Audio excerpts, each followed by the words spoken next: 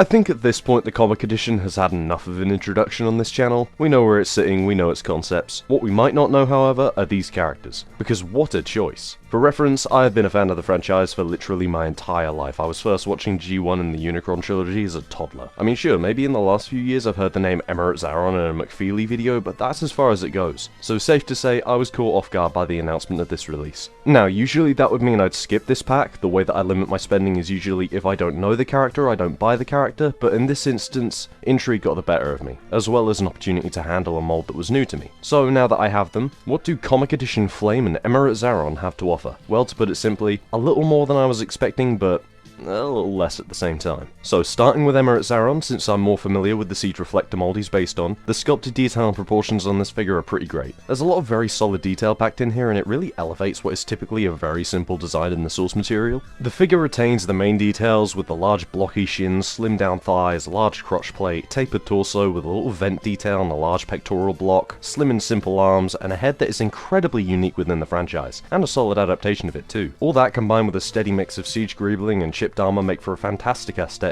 The standout detail for me here is the way the smoother and more detailed surfaces interact. This guy looks like he is armored up, and you can see the mechanical inner workings clearly. He looks like an absolute tank, or at least he would if he was bigger. Yeah, the mold this figure was based on was one of the smallest deluxes in Siege. He's just between the standard height for a current mini-bot and a regular deluxe. This is a bit of a shame in my books. The character as I understand it is a war hero, vital to the history of the Autobot cause, and for him to be this puny feels a little odd, especially if you stick him with the other wreckers. So as aside, the only real issue I find with this figure is the hollowness from behind, which I wouldn't call a huge deal considering it was for the transformation of the original Reflector release. Now the colours here are a real standout. This is such a simple yet uncommon colour scheme for a Transformers character to have. The mustardy gold is a fantastic shade and it makes the figure super vibrant, and the pale silvery shades and the pops of a coppery colour act as great highlights. And the paint here is fantastic too. There isn't nearly as much of the typical halftones and shadow detail compared to his line mates, but it's still present and does well to accent what could be a pretty bland design. And the way the gold halftones drape across one side of the torso is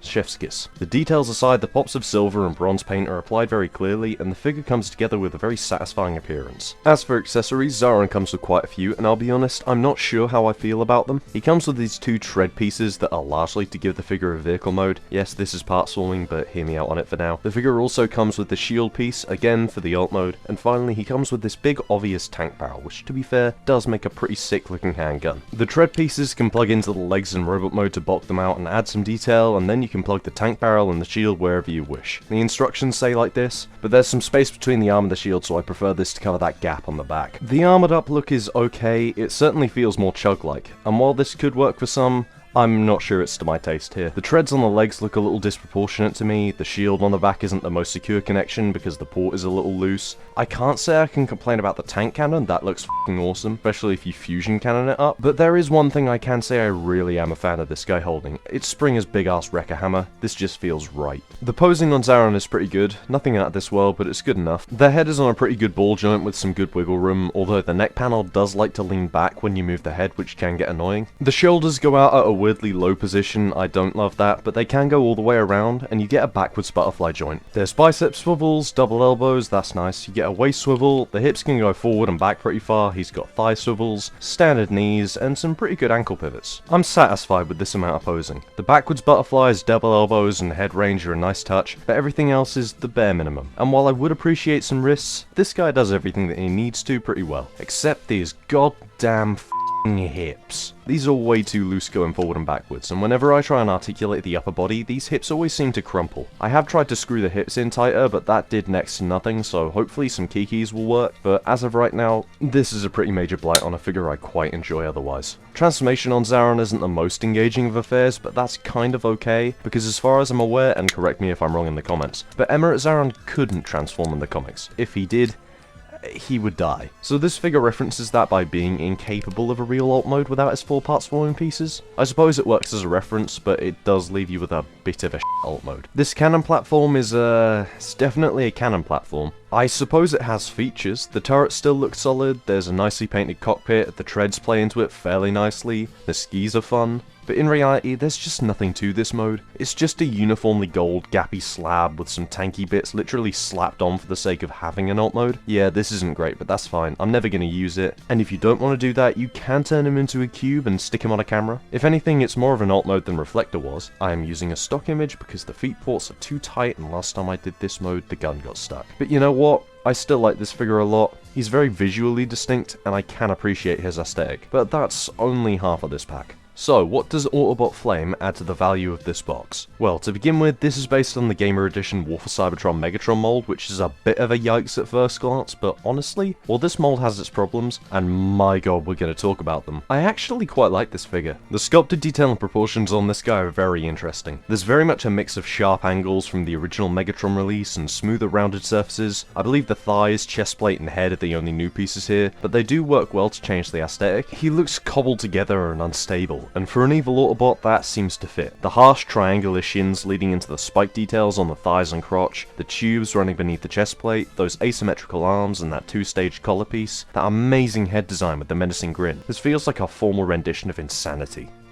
Oh my god, this is the Joker. Now, the sculpt isn't flawless by any means, there are a few issues. The tread kibble on the shins is a bit of an eyesore, much like those exposed mushroom pegs atop the shoulders, but in reality, those are the only real issues I have with this guy's look. The deco is even fantastic, with the bold shades of red, orange, and yellow standing out so much, and this paint is... okay, the paint quality isn't the best. There's a little bit of paint bleeding on my copy, particularly with the orange and yellow, but nothing at all major, and the rest of it, like the grey and silver, is great. But one thing I do notice, where's the comic styling? Like, this guy has some shading on the shins and a little sliver on the collar, but that's it. There's nothing on the arms, no big bold swooshes on the chest, no halftones to speak of. I get that this is the only figure of this character ever, so they probably wanted to help him blend in more with the Generations display, but I wish they would have either fully committed to the deco or left it off entirely. But that aside, I really do enjoy the look of this figure. Now, as for accessories, he has just the one, the fusion cannon, which does the job, I suppose. I don't think it would have worked all that well on Megatron because it's very much based on the riot cannon from Fall of Cybertron, not the very distinctive War for Cybertron fusion cannon, but I quite like its use here. It's got some nice paint with the shading on the sides, it looks pretty good on the figure's forearm, or you could plug it into the back, or if you really wanted to, you could remove the forearm, stick it up his arse, and then attach the cannon to the 5mm port it exposes. This looks ridiculous as is, but I kind of enjoy it.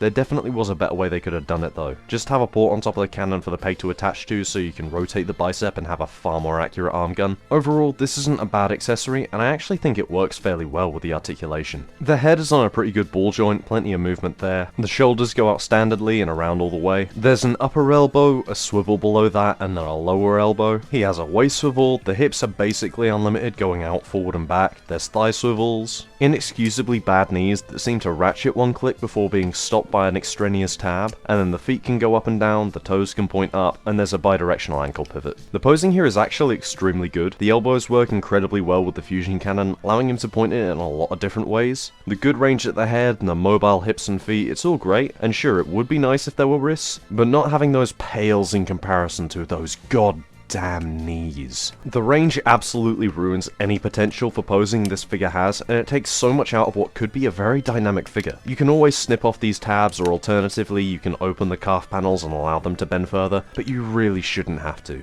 This is the main issue that plagues this mold, and it is well within its rights to rule any discourse about this figure, but honestly, I still quite like this robot mode. I think without the knee issue, this could be a great robot, but it just misses out. Transformation on Flame is fairly engaging. The first time I did it I struggled a little bit, but once I figured out how the legs should go, it was fairly plain sailing. I like the way that the arms flip around the body, I enjoy the way that the shins expand and encapsulate that body, although getting them tabbed in can be a pain, and it more seems to hook together in the end. Plug on the barrel and you're left with a pretty solid hover tank. I do quite like this mode. It's very streamlined. I love the way the front barbs stretch back into the body before reaching another point at the back. There's loads of nice detail to go with with the panels, ridges, and steps in the plating, and all that rounded detail takes a backseat. I really enjoy how the color placement factors in. The red and orange are very segmented, and they do allow for a lot of cohesiveness of this look, and the yellow only really being present here on the end of the barrel is a nice choice stylistically. But it isn't flawless. The rear of the tank is incredibly hollow, which isn't the prettiest sight, and the turret is completely immobile, just purely static. These aren't the worst problems I've ever seen on a tank mode, but I can see how this could put some people off, especially the turret lacking articulation, but overall I do prefer this mode to Xaaron's tank. I think these two figures stand on about equal footing. They both look great in robot mode, have some compromises here and there, and aren't the greatest in the alt mode department, but I still find myself quite fond of this pack. I'm not sure I'd recommend this set to every collector however. There's a lot of little issues that plague it, and I could see how that could diminish its worth. If you don't have these molds and want to experience them, then go for it. It's a solid purchase. This is the only time the reflector mold has stood alone, and it's a great way to experience that mold without needing to fork out for 3 of them to get the whole experience, and Flame is a pretty solid, if imperfect, release. And needless to say, this could plug some niche holes in a collection. I think I'll leave this one to your better judgment. While I do feel that this is the weakest of the comic edition packs, I personally like it a lot.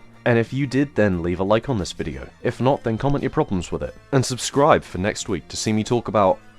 Actually, I don't know yet. I've got 4 pre-orders due for the same day, so it's a mystery what gets delayed by UK distribution first. It's like a flip of the coin with this stuff. I hope it's Quake. Never handled that Skullgrin mold before. Anyway, bye!